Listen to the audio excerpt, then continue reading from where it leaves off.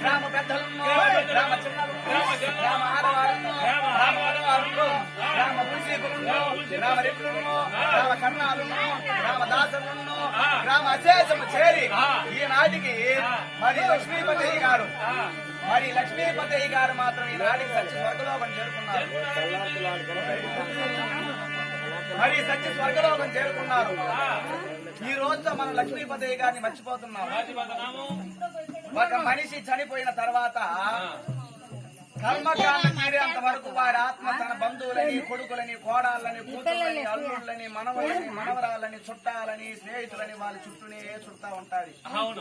ఎప్పుడు కర్మకాండ మాత్రం జరుగుతుందో ఆ కర్మకాండ జరిగిన రోజు వారి ఆత్మ ఇహలోకం వదిలి పరలోకం చేరుకుంటుంది. ఒక మనిషి తెలిసో తెలియకుండా కొన్ని పాప కర్మాలు అనేది చేస్తారు. అటువంటి చేసినప్పుడు స్వర్గలోకానికి దారిని తెచ్చుకోవాలన్నమాట.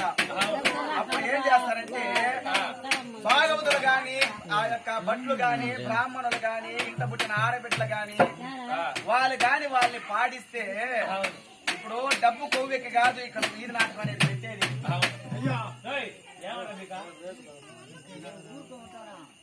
ఎప్పుడు మాత్రమో భాగవతుల దీవెన గాని, బ్రాహ్మణుల దీవెన గాని, ఇంట పుట్టిన ఆడబిడ్డల దీవెన గాని, ఒక భట్రాజులు, కొమ్మోళ్ళు గాని, జంగాలు, బుర్రకథలు, ఇవన్నీ హరికథలు డబ్బు కొవ్వికి కాదు పెట్టుకునేది. వాళ్ళు చేసి తెలిసి తెలియని కొన్ని పాప కర్మాలు మాత్రం వాళ్ళు తీరిపోవాలని చెప్పి భాగవతుల నాలుగు మీద బేజాక్షరాలు ఉంటాయి. హరి ఓం నమ శివాయ అని, హరి గోవింద అని నామాలను పలుకుతుంటారు. కాబట్టి వారు గాని పాడిస్తే చేసిన పాపాలు కూడా బాసిపోయి స్వర్గలోకం చేరుకుంటారు. అందుకనే భాగవతుల దీవెనే బ్రహ్మ దీవెనతో సమానం అంటారు. కాబట్టి ఈనాటికి మన లక్ష్మీపతయ్య గారు మాత్రము ఇహలోకం వదిలి పరలోకం చేరుకున్నారు. మనం ఇంకా ఆయన పిలవబోయేది లేదు, ఆయన మనల్ని సెలవబోయేది లేదు. కాబట్టి వారి ఆత్మ శాంతించాలని మరి వెంకటేశ్వరయ్య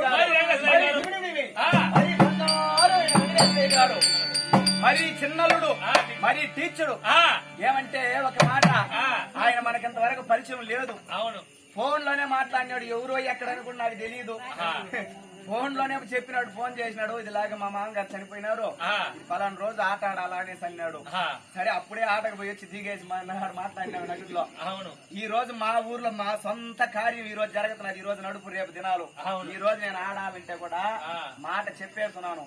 మాటే మనకు ముఖ్యం. ఈ రోజు అడిగి పొయ్యే తీరాలా, మీరు కావాలంటే రేపు ఆడుకోండి అనేసి అని చెప్పి ఈ రోజు మనం వీడికి వచ్చున్నాం.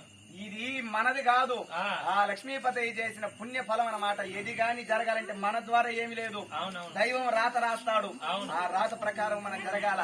కాబట్టి ఈ యొక్క లక్ష్మీపతయ్య గారు మాత్రము తన చిన్నలుడైనటువంటి మరి వెంకటేశ్వరయ్య గారు మరి మామ మనం పిలవబోయేది లేదు, ఆయన మనం తలవబోయేది లేదు. మామగారు ఆత్మ శాంతించి వారి స్వర్గలోకం చేరుకోవాలని మరి అల్లుడైన వెంకటేశ్వర గారు వీరభాగములు పిలిపించి వీరవిందులు పెట్టి ఒప్పే చెప్పగా నెయ్యే సముద్రంగా మనకి భోజనాలు మాత్రం ఏర్పాటు చేసి ఆ యొక్క కంచి కామాక్షమ్మ పేరు చెప్పి మీనాక్షమ్మ పేరు చెప్పి ఈ గ్రామ దేవత పేరు చెప్పి ఆడిన భాగవతులకు ఇచ్చిన దోష వరహాలే గాంధీ